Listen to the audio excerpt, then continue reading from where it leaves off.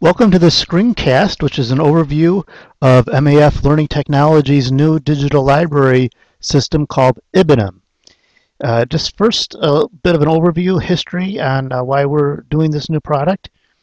We've been using digital libraries, creating digital libraries for a long time, and we've used a program called Greenstone for that, and it's actually a great product. The finished results of that are really, really good. The problem with it is the data entry side of things. The creating of the libraries has been kind of a challenge. And so Ibidem is focused on the data entry side of things. And once documents have been added to the Ibidem system, they can then be imported into Greenstone. The major features that Ibidem is providing over Greenstone are dynamic forms. You'll get to see just what you want, just the field that you need for your collection. And that's kind of a design philosophy of the system, is the user will only ever see exactly what they need. We'll also have controlled vocabularies, meaning that you can say a given field can only have these certain values. And what you're not going to see in this screencast, because it's a feature yet to come, is data entry workflow. And by that, what I mean is you might have certain users that you want to be able to fill in any fields about a document, but then only have other users, certain users, allowed to write the abstracts about those documents. And so there's kind of an automatic workflow system that will be built in for that. But for now, let's get started. Again, following this principle of only showing the user exactly what they need, I'm going to log in as a basic user. And when you set up users in the administrative side of things, you give them certain rights, certain access rights. And so this basic user just has access to their profile page. They can log out of the system, the about page about the system itself, and then where most of the work happens is in this item manager, in the item list.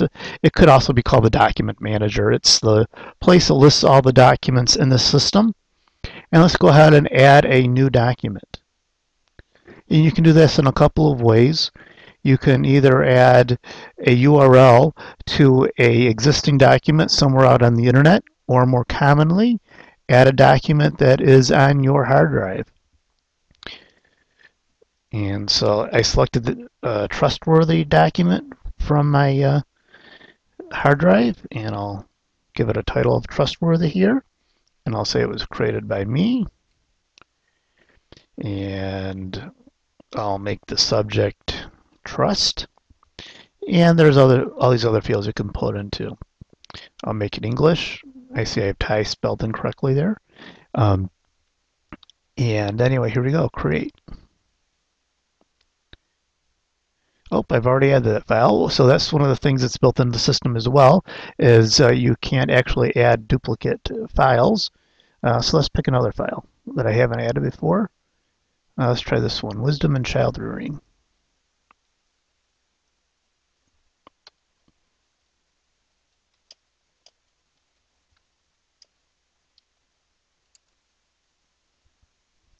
I'll make the subject parenting instead.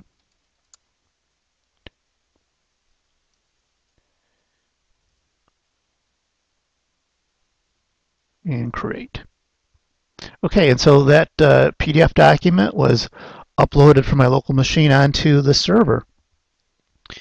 And so now point out here that you've got collections, and you can have as many collections as you want in the system.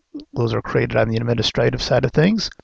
And then based on the collection that you're using, you will have different fields to fill out. So if I jump to quick entry, that just has a title and option for several authors, and some other reference fields.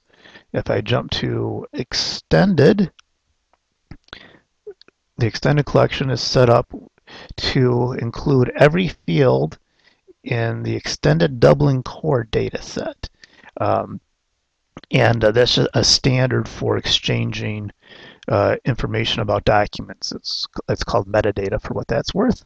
I'm going to jump back to default for a second, and again point out that we have controlled vocabularies in the system. For example, here under language, you can select whatever languages are entered in the system. So right now I've just got Thai spelled incorrectly and English. Um, and you can set up on the administrative side of things a controlled vocabulary for uh, any field that you want. So you might want to do that for format, for example, um, and make that PDF or doc or whatever. So it's completely flexible. That's a big design component of the system is complete flexibility. And just to wrap up here, I'm going to log out and log back in as an administrator. And so you can just see quickly that there's a bunch of other things going on behind the scenes. And I'm just pointing out all these other menu systems, these other menu items here. I'll go into depth on what all those different things are in future podcasts. Thanks for listening.